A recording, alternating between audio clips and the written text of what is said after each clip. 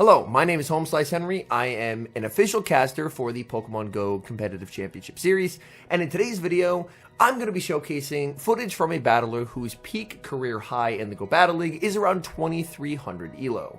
So they have never been able to make it to Veteran. Today, we're going to be doing a VOD review where we go through their footage, point out the good things that they're doing, but also point out some areas where they can improve and some common pitfalls where a lot of trainers who are stuck in Ace and are unable to get to Veteran, a lot of those common pitfalls that a lot of these trainers share. So let's just hop into the footage here. I believe we do have 2 sets to look at, so hopefully there will be a lot to be learned from this series. These battles are being done in the Ultra League, and they're featuring a very strong meta team. It has Malamar on the lead. As you can see, I do have Battle 1 already queued up, with Shadow Drapion and Tentacruel in the back. And it looks like the first lead is going to be Talonflame. Now, typically, how I approach a team like this is going to be a standard ABB style team, where you have your lead, your A Pokemon, and you have your 2 Pokemon in the back, the B Pokemon that cover the weaknesses of the lead.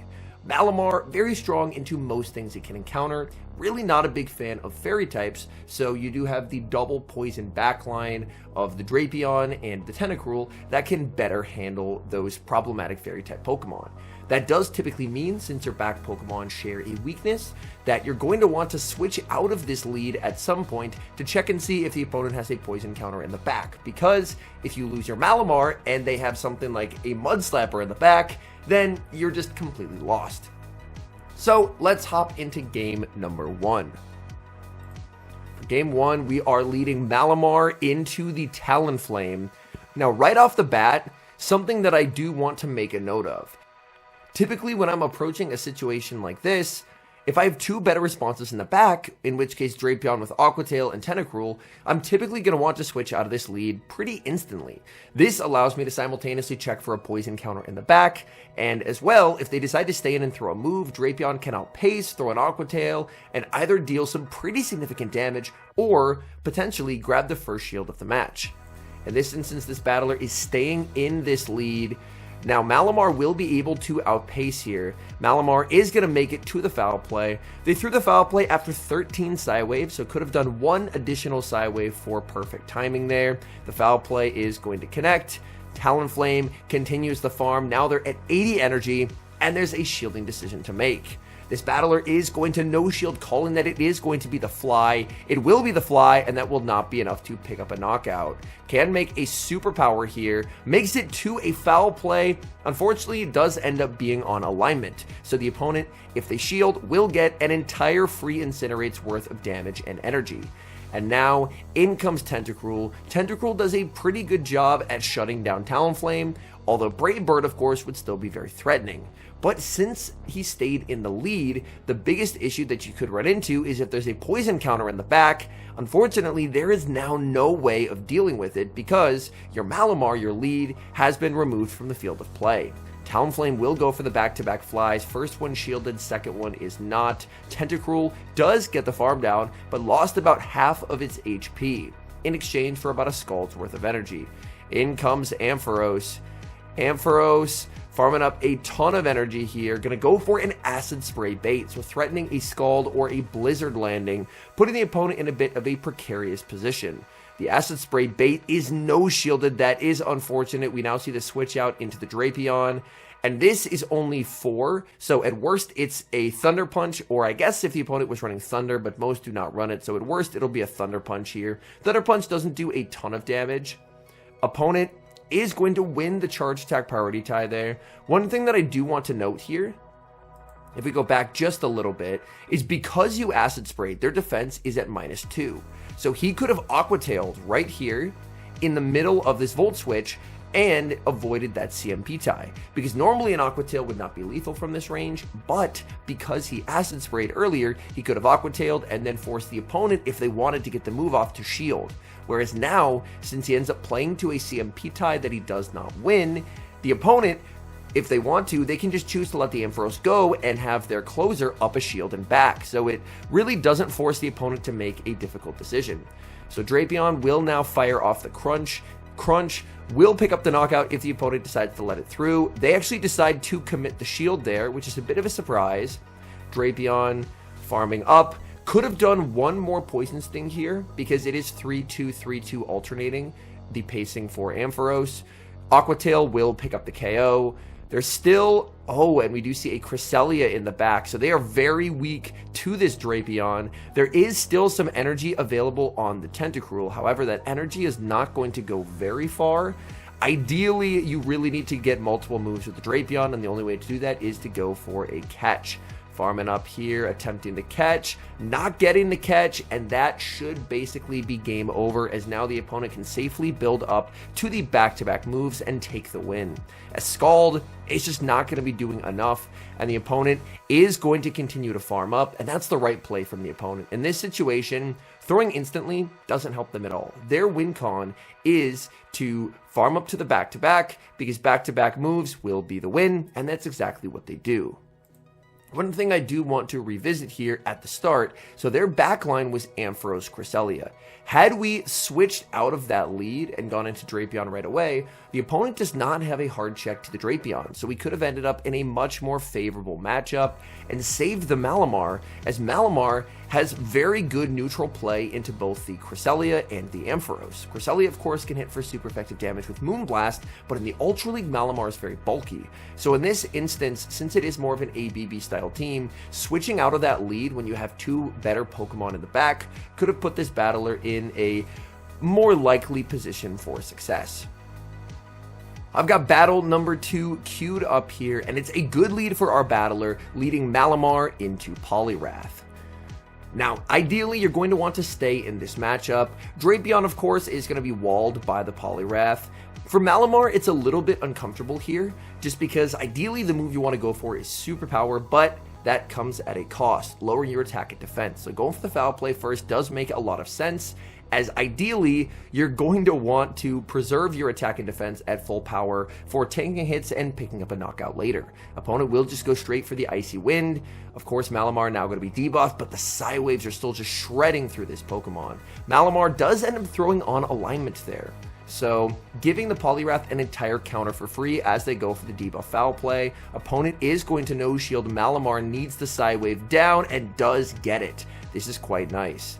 What is the opponent going to be sending in here? They bring in a Togekiss, and here we see our battler stay in.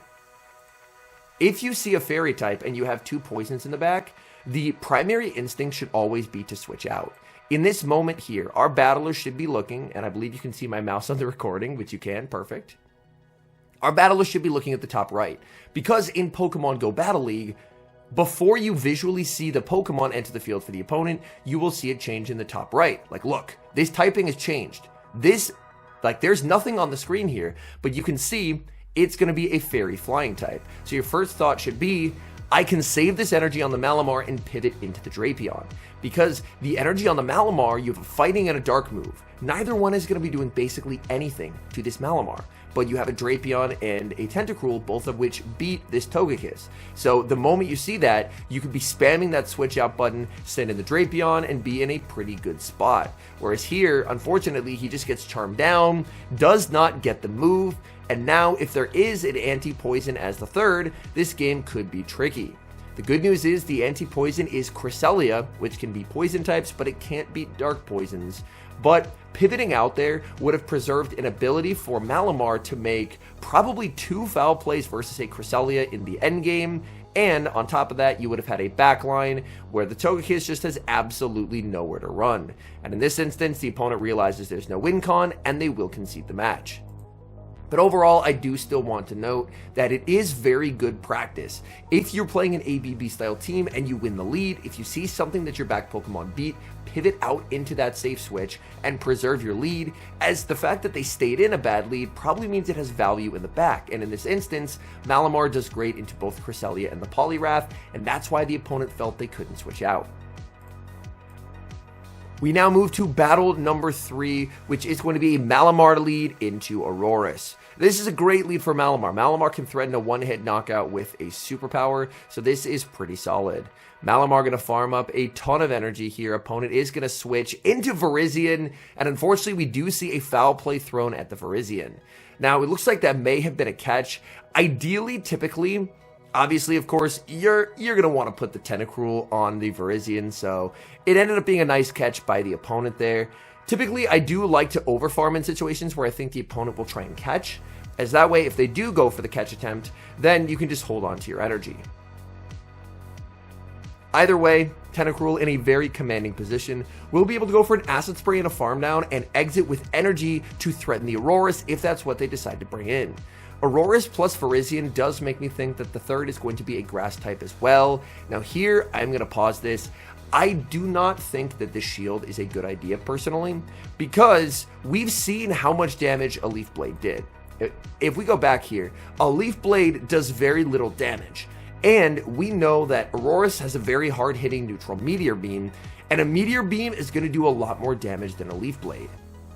So in this particular instance, our choice is basically how do we want to use our limited resource, which is shields, in the most efficient manner.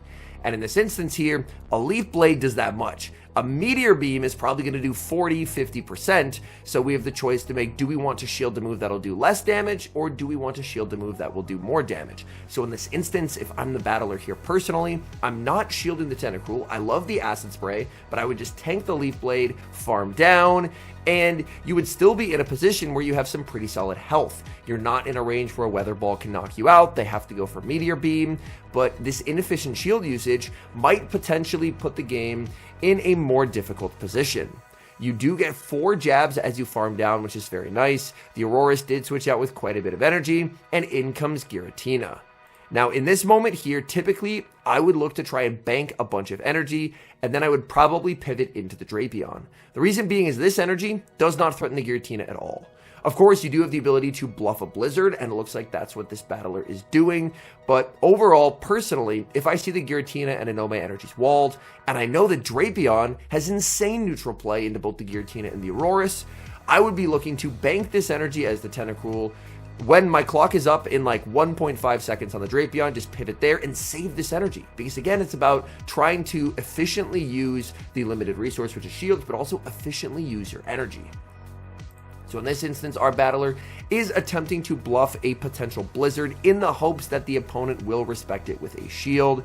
Going for the Acid Spray, the opponent does not respect it.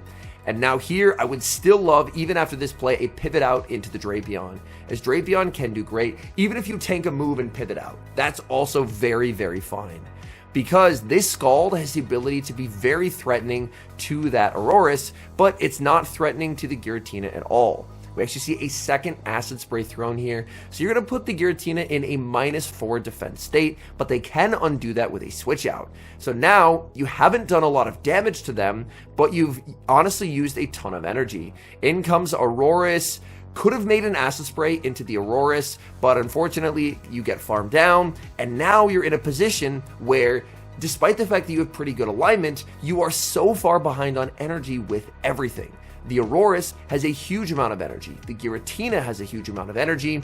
And this was a very favorable team comp, but ended up shielding a move on the Tentacruel that did not need to be shielded. And when the Giratina came out, stayed in with that Tentacruel and just gave them a very big advantage. And now this is looking like a game that is very, very losable despite the very favorable team comp advantage. So Aurorus is going to go for a Meteor Beam that connects, dealing massive damage, and now you just have to deal with a boosted Aurorus. Aurorus will always shield this. You're forced to pivot out into the Drapion, but Drapion's down on energy. Aurorus is already +1, and this game is just over. In this instance, the battler stays in. They needed to pivot into the Drapion here, but either way, I mean, this game is already over. The opponent can just continually boost up more and more with their Aurorus and just cleanly take the win. But I feel this Game 3 is a really good example of, I think, some of the pitfalls that can happen to ace trainers. Like, this is objectively an extremely favorable team composition. You have a fighting move on your Malamar into Aurorus, you have Tentacruel into Virizion, and you have Drapion into Giratina. And yet, by not using energy efficiently and by not using shields efficiently, that Aurorus was allowed to ramp up, get a shield advantage, an energy advantage, and it just completely swept the game. So it is a very valuable lesson in terms of if you're able to work on trying to use some of these resources a little bit more efficiently, then you can turn quite a few losses into wins. And here our battler is going to shield up the Weather Ball, but there's just no way of beating the Aurorus at this point, as Aurorus will get a very clean endgame sweep. We now move to battle number 4, Malamar on the lead versus Hippowdon. Hippowdon, either going to be Sand Attack or one of the Fangs. It is going to be Ice Fang. Now, this matchup is pretty solid as the Malamar. Like, this is typically going to be their poison counter. They have the ground type on the lead. The foul play was thrown after 12 Psywaves, so we did see a free Ice Fang come through. Scorching Sands will do quite a bit, but that is a move that's survivable. So honestly, I don't mind a no shield here, and we do see the no shield. Even if they land the nuke move of the Scorching Sands, that's fine, because you can survive that, and you can look to pick up a knockout at this point with a foul play or a superpower. In neutral situations, these moves do identical damage. So in this instance, foul play is going to grab the shield, and now the Malamar is not debuffed, so it can try and make it to a superpower, and it will get the superpower here, and now the opponent who tried to commit to the farm down is in a very bad position, because they're forced to go down 2 shields very early on, and you can just bring in the Drapion, and Drapion is more than happy just to shield once. The Drapion does get 1 turn bring-in lag there. Ideally, it should have got 2 Poison Stings when they did 2 Ice Fangs and got a 3rd through. So unfortunately, there was a little bit of a game error there, but you can just fire off the Aqua Tail to deny this energy. And that's one thing that I do want to note here. I believe that it's more valuable to retain your shield because you still don't know what they have in the back, as opposed to giving up both shields in exchange for a farm down. Like, to start with here, you're going to have one move hit you, and that's fine. You can commit the shield, but in this instance, throwing the Aqua Tail before the second Scorching Sands, I think is actually very, very valuable, because then you preserve an ability where, let's say you throw it right here. You have a Drapion that's going to be up 1 Poison Sting. It's basically full HP, you're up a shield, and you have a Tentacruel. So you have a lot of options available to you. Whereas now, you are basically trading both of your shields in exchange for a big energy advantage. But if they have something in the back that walls this energy, then you basically put all your eggs in the Drapion basket, and Drapion can't deliver. So in this instance, I would have preferred an Aqua Tail thrown before the second Scorching Sands. The opponent is taking their time. They bring in Feraligatr. Feraligatr, really not going to appreciate this energy. You're throwing the Crunch after 2 here, so the opponent is now going to be at 3 Shadow Claws. Crunch, as you're going to see, Shadow on Shadow does a ton of damage. So here, what I'd like to see is the Drapion is throwing 1 more Poison Sting, and that way you can maximize the energy gains. And that's exactly what we see. That is perfectly executed, because the opponent now has the energy for the Hydro Cannon. It's every 5 Shadow Claws, but they're not going to get that energy because they just got KO'd. In the back is Hisui Electrode, and you can just go for the Crunch, and you're in a very, very winning position. Crunch will do quite a lot of damage, and then you're going to be able to send in the Tentacruel, and Tentacruel will inflict solid damage as well. The opponent is going to fire off their energy. They will need a Wild Charge. Wild Charge is scary, but it shouldn't one-shot the Tentacruel, so the opponent will go for the Wild Charge here. That picks up the knockout, and unless I am mistaken, I don't believe Wild Charge will be one-hit KOing here. The opponent does make the last-second move, but there is no way this actually one-shots, so this game will end in victory. The opponent goes for the Wild Charge. It does not KO because this is the Ultra League, and that game ends in a win.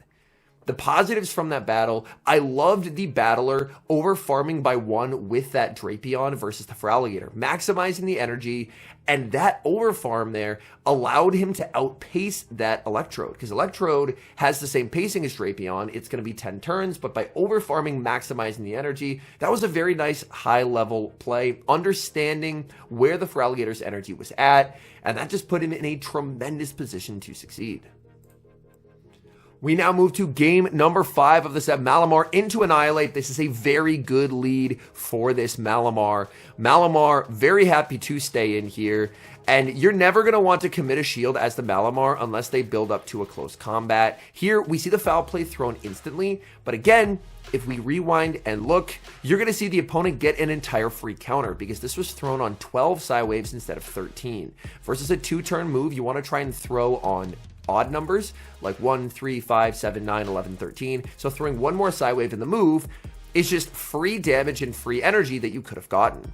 So the opponent throws after 7. At worst, this is an Ice Punch. So here, I would personally like to see a no shield. It's an Ice Punch or a Rage Fist. Either one you can survive, and our battler does get it right. It will be the Ice Punch, and now you can just farm down. Opponent save switches into Clefable, and here, you do want to bring in your hard counter, which is going to be the Tentacruel, because Clefable can honestly output some pretty scary neutral damage with Moonblast onto Drapion.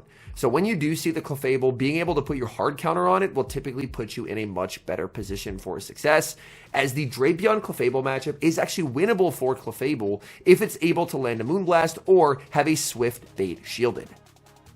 Aqua Tail will connect, does not do a ton of damage. Moonblast is survivable, but it inflicts some serious damage. So the opponent is going to go for a Swift, and that is going to be no shielded. No shield on the Swift puts you in a pretty good spot. The opponent just makes a large error here by only going for the Swift. They're not even building up for a Moonblast, so now it is the opponent's turn to make some pretty crucial misplays. Firing off this Aqua Tail. This Aqua Tail is going to be getting the opponent pretty low. Making sure to get the excellent there. The Aqua Tail will connect. The opponent will make one final Swift, but it will not KO. There's a switch out into the Annihilape. You can just go for an Aqua Tail. Look to pick up the knockout. Very nicely done. The opponent, I'm wondering if they're ABA weak to the Malamar, the fact that they preserved the Clefable like that. The Aqua Tail is going to be shielded. I mean, Drapion makes another, so staying in here is absolutely the right play. You're very fine letting this go. Honestly, it's aggressive, but you could potentially think about going for an aggressive Poison Jab farm down, maybe a 1-shield Poison Jab farm down. Can also go for Malamar energy as well. You'll just have to watch for the fact that the Pokemon likely greeting you will be that Clefable. Opponent actually has a Virizion, and this game is just over. Virizion, we do see a bait here. I actually do not like this bait. At this point, you can very comfortably get the opponent to concede just by sending in the Tentacruel.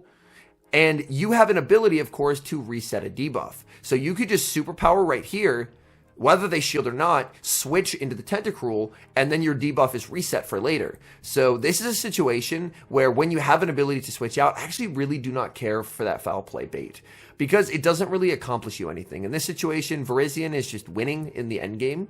So the foul play is going to be no shielded. We see an under tap here. Again, trying to throw on proper timing, like in the middle of these double kicks instead of on alignment, will definitely help. But either way, this is just a completely one position. One habit this battler has is they have a habit of letting their second to last Pokemon get KO'd. And to me, this is a habit that I think in 99% of situations, ace battlers need to break. In this scenario, what advantage is there to letting your Malamar get farmed down? All you're doing in this instance, like after this superpower, all you're doing in this instance is just giving the Virizion energy. So after this superpower here, even if you play it the exact way that you do, your finger should always be on that switch button right here. Because staying in with the Malamar, you get 3 -1 Psy Waves, which is very poor value when you could potentially save it. I mean, granted, in this game, you don't need it for a catch, but you can save it for a potential catch. By switching out, you reset the debuff, and you'll have 3 non-debuffed Psy Waves for later. So again, it's just a pretty common theme among a lot of battlers who are struggling to make it out of Ace. It's just inefficiency in their gameplay. And this is definitely an example. We do see a shield on the Tentacruel. I mean, this shield isn't needed because there isn't a move that Virizion can throw that can damage it. So you can shield, you definitely don't have to. I mean, either way, the game is completely won. But part of the reason why I do like to be so specific and technical, even in a completely winning position, is good habits will carry over to closer games. We now move into set number 2. And honestly, this lead looks a bit tough. Greninja into Malamar. Malamar, of course, has superpower for the Greninja, but your Psy Waves, which is the majority of the damage that Malamar deals, are going to be heavily resisted due to the Dark subtyping.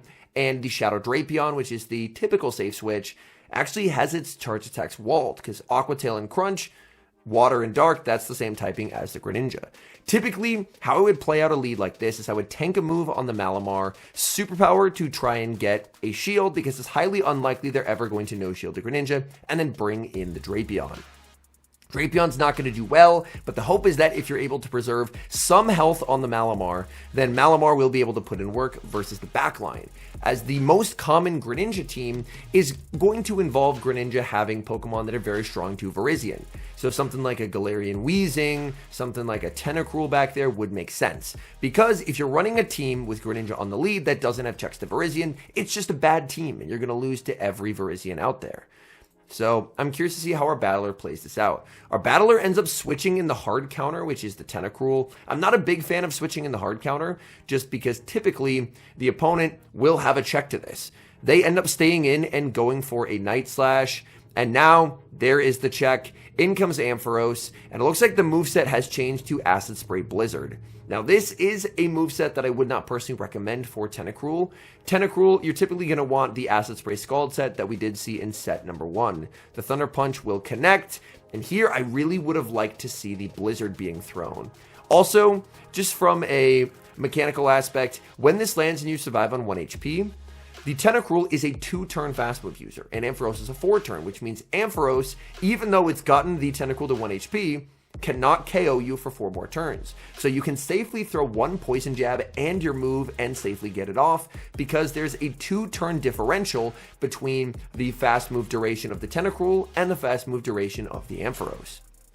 In this instance, I think I probably would have preferred to see the Blizzard just try and guarantee a ton of damage or a shield, because if there's a no shielded Acid Spray, then you don't really gain a lot of traction here.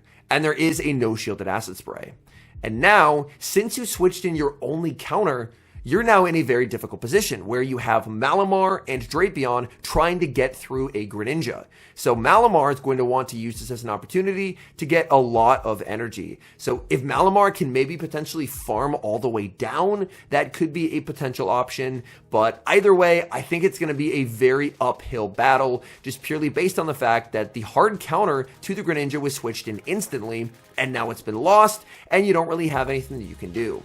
So I do like the shield here. You can farm down if they bring in the Greninja. I don't hate a foul play bait on the first, just because you just need damage on this Pokemon. So you will get the farm down. Is the opponent going to bring in the Greninja? If they bring in the third, it's going to be trouble. They do bring in the Greninja, but unfortunately, 3 Psywaves and the move were thrown here. So as we're going to see, the opponent gets a free Water Shuriken. So you want to try and throw 2 Psywaves and the move here, but they do 3 in the move, and then watch right here. Do you see that little bit of water splash? That shows they just got a free Water Shuriken. Water Shuriken, one of the best fast moves in the game. It has insanely good energy generation. So giving Greninja an energy head start and letting them catch back up is a way that they can get back into this game. Superpower is going to be shielded. We do see, it looks like he tried to go for a CMP tie here, but because they got that free energy, now they're already at a Night Slash, which is a bit problematic. It does end up being a CMP tie.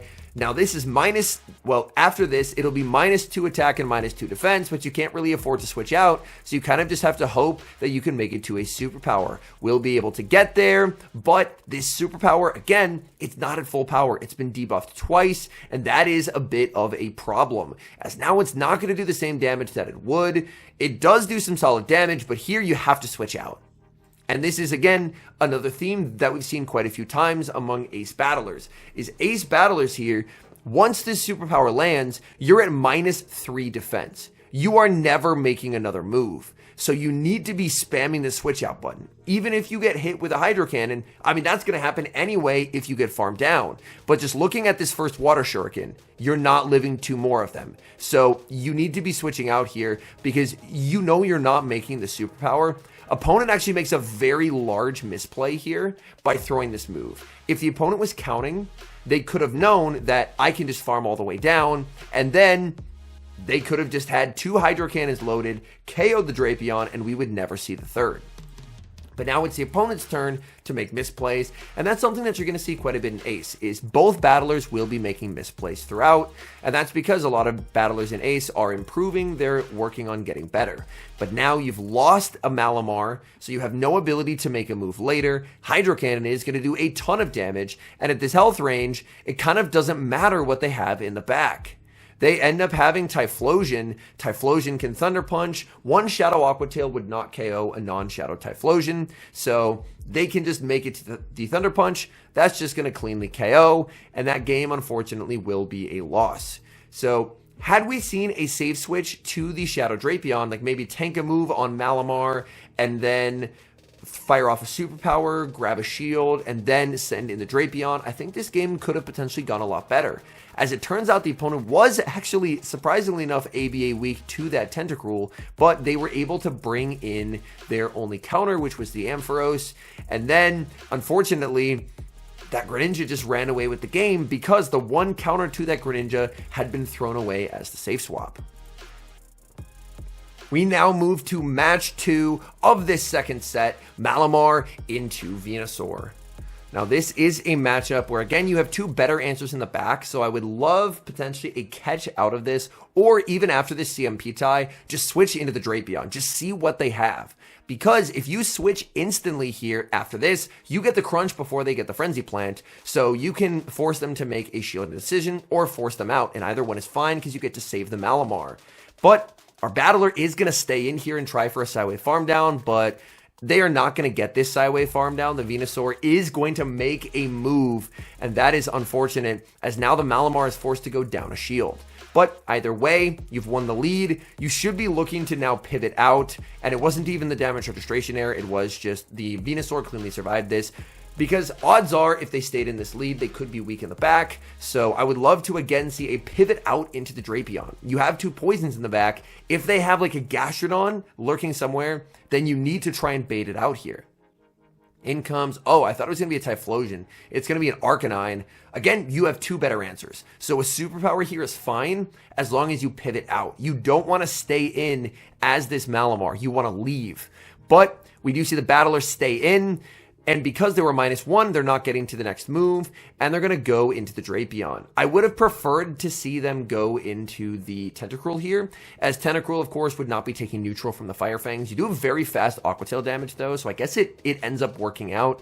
But an Aqua Tail does not KO, and they can potentially, I'll be honest, I'm not 100% sure about Arcanine's charge moves here. My guess is like Psychic Fangs, Crunch, and Wild Charge, if I had to guess. But here, I think this is a pretty safe shield, because if they Wild Charge, then I believe the Poison Sting has a pretty good chance of knocking out here. Oh, it just doesn't. They live on 1 HP. And now you're in a situation where you need Tentacruel down a shield to try and sweep, and that's not necessarily a great spot to be in. And it's Giratina, so this game is just a loss. Again, we're back on the Acid Spray Blizzard. You do want to be either Acid Spray Scald or Scald Blizzard. Scald, you have to run on Tentacruel. It's just a complete non-starter to not have it. I guess the only win con would be an Acid Spray bait into landing a Blizzard maybe. Because a Blizzard, it does a lot, but I don't believe it fully one-hit KOs. But the issue is this Giratina just has such better pacing. It's able to fire off Dragon Claw after Dragon Claw in this matchup. Farming up a ton. Gonna go for the Acid Spray bait. Going for the Hail Mary win con. But again, preserving that Malamar, being able to, and they no shield, and that's just instantly game losing. But preserving that Malamar just could have made this game look very different, because Malamar obviously is very, very threatening to Giratina. So preserving that and then just pivoting into the Drapion would have just been winning. And now here, your only win con is to go for the Blizzard. Throwing an Acid Spray here doesn't accomplish anything.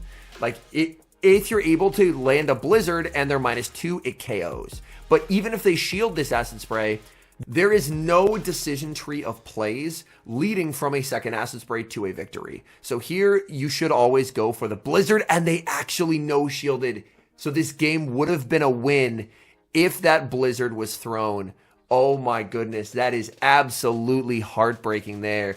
But it goes to show, it is very important to try and, even if it's a very unlikely win con, play to the win con. Because after all that, if he had clicked Blizzard there, Blizzard at -2 defense, 1-hit KOs, the Arcanine's in 1 Poison Jab range, he's not in a range for 1 Fire Fang KOs, and he still could have won the game. We're going to move now to game number 3 of set 2, and it's a pretty familiar lead. The Malamar into the Venusaur. Again, as before, I would love to see a switch out here, especially if you do play to the CMP tie. The opponent doesn't, and this is where that risk of trying to play with the CMP tie can come back to bite you, because now the opponent has a pacing advantage. They end up shielding. They're going to switch out into Giratina. The opponent, that is not a play they ever should have done. That's just a play that to me is a bit nonsensical from the opponent. They end up saving energy on the Venusaur, but they end up switching Giratina into a terrible matchup for Giratina. Like, foul play absolutely destroys that Pokemon. They are going to return fire with a Dragon Claw, and that's very fine. Malamar can tank multiple Dragon Claws and be completely unfazed. Malamar is an absolute beast. Malamar, we are going to see a switch out now into the Drapion, bank a little bit of energy. I do like this play quite a bit. So this is always going to be a no shield. Nothing they throw can ever damage you in any meaningful way. So this is a very good no shield. And then you're just going to look to go for a crunch into the Giratina. Aqua Tail is not going to do enough resistant damage to pick up a knockout. Here, again, I don't like the shield, and I'm going to explain why. A resisted Frenzy Plant will do more damage from a Venusaur than a neutral Dragon Claw would from a Giratina. So it goes back to a theme that we saw in set number 1. Inefficiency when it comes to shield usage. In this situation, as a battler, you want to try and get the most value out of your shields. Say, what can I do to up my chances of winning the most? And if your goal is keep the Drapion on the field for as long as possible, then shielding this Dragon Claw actually ends up hurting you quite significantly. We see a shield and an immediate crunch. Drapion could have thrown a few more Poison Stings here to exit with more residual energy as well. So being able to keep track of the opponent's energy and over farming is also a must. In comes the Venusaur, and you're going to see we saw how much a neutral Dragon Claw did. Look at this resisted Frenzy Plant. As this Frenzy Plant lands, they are actually on Petal Blizzard, which is very interesting, but the point still stands. A Frenzy Plant, or in this case, obviously a Petal Blizzard, most Venusaurs, well, every Venusaur should be on Frenzy Plant, will do more. So it's just about an efficiency in the limited resource that you have.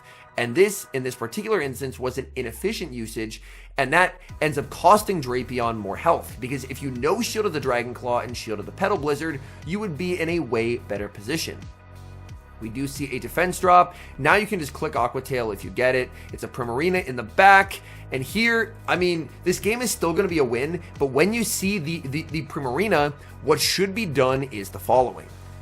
You can bank a crunch and then just bring in the Tentacruel. Like right here, you see it, the crunch is banked, switch out into the Tentacruel, farm this all the way down. But instead, we end up losing the energy. It's not going to matter because we have such a type advantage matchup, but again, it's just inefficiencies that if we're able to work through these and get them out of battlers' games who are in Ace, you're going to find the game so much easier to play. Like losing energy, using shields on moves that don't need to be shielded, it's basically like you're playing on hard mode. Like you are basically making it very difficult for yourself to win by some of the plays that you're choosing. So by playing in a more efficient, more optimal manner, the game's gonna feel a lot easier. We now move to battle number 4 of set 2, leading into a Swampert, and this, of course, is a huge problem for the backline. So you're going to want to stay in here with the Malamar and play this out. Again, Malamar throwing right when it gets the move. Ideally, you want to try and throw in odd numbers of Psywaves.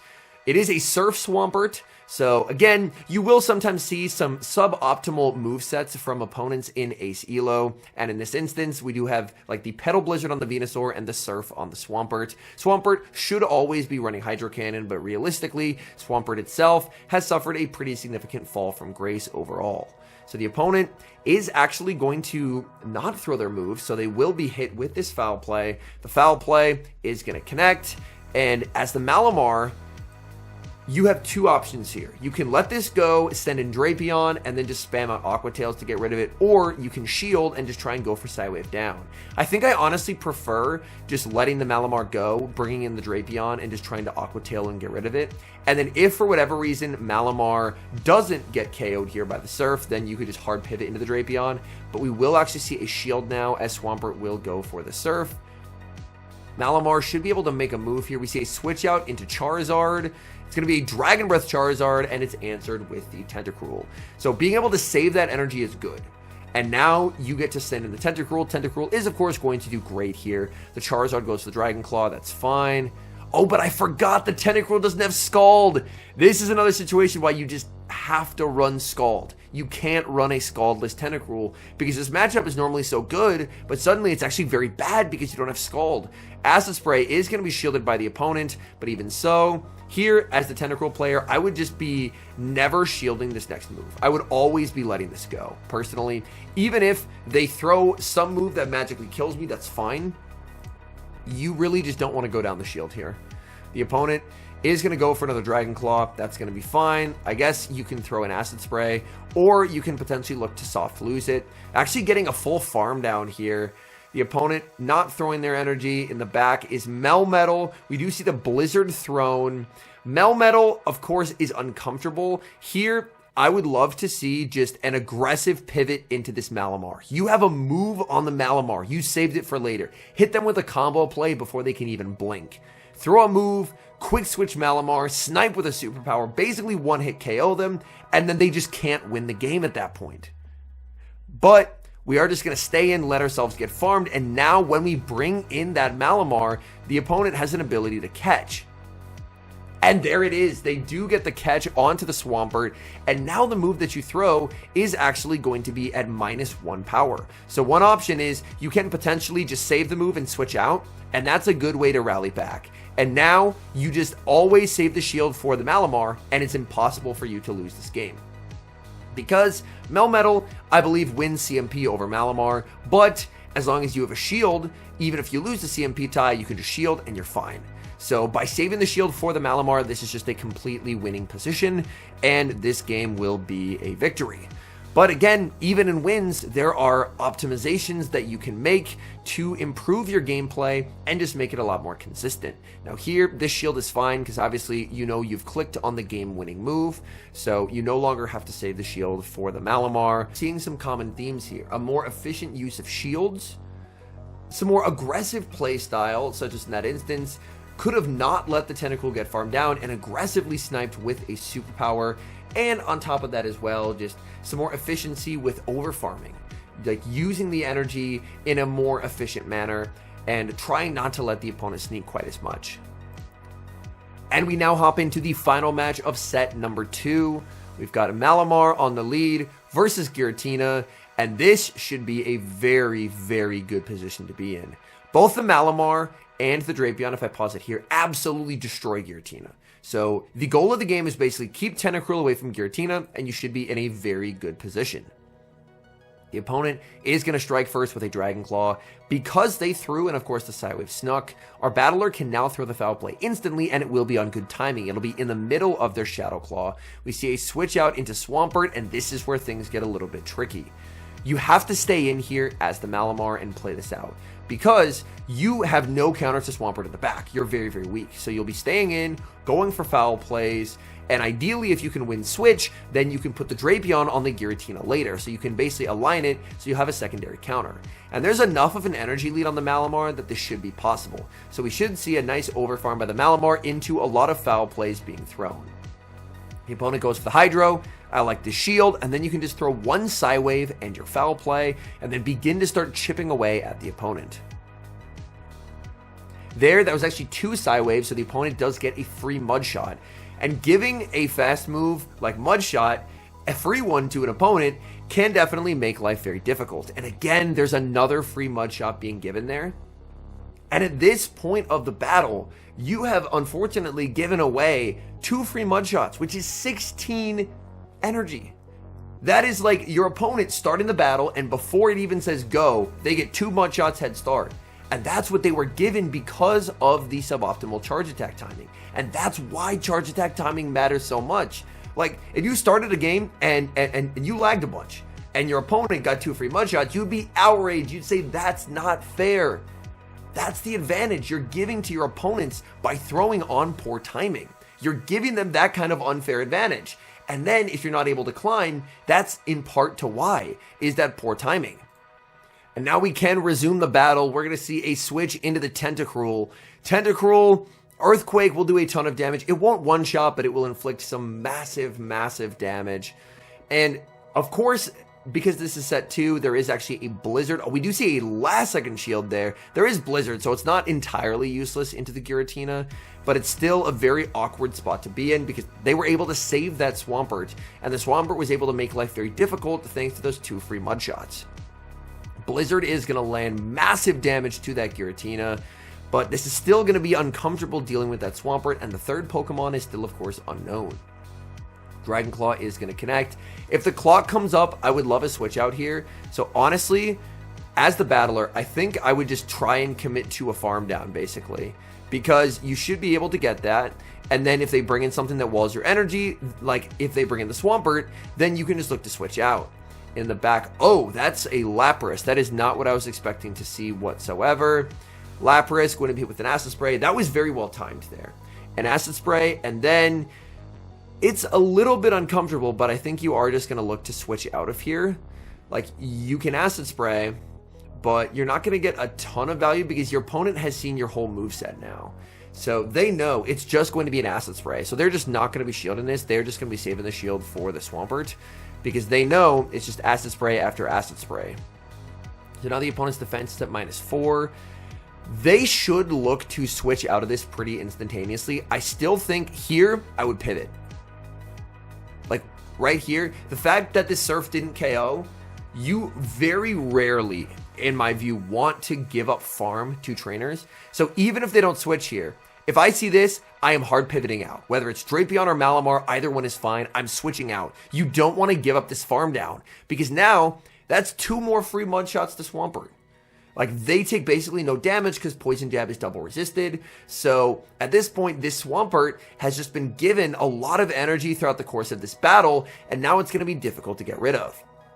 Psywave is your best option of farming this down, but if you bring in the Malamar, you're in range of getting knocked out with a Hydro Cannon. So ideally, I think the best play is maybe to catch an Earthquake on the Malamar, but it's going to be a very difficult game to play out of. We're going to see a switch to the Malamar, but the opponent will be able to pick up a knockout with the Hydro Cannon, and I believe they can make a move versus the Drapion as well, which is very tough. Hydro Cannon, Malamar does not survive. In comes the Drapion, and now Drapion will take a ton of damage.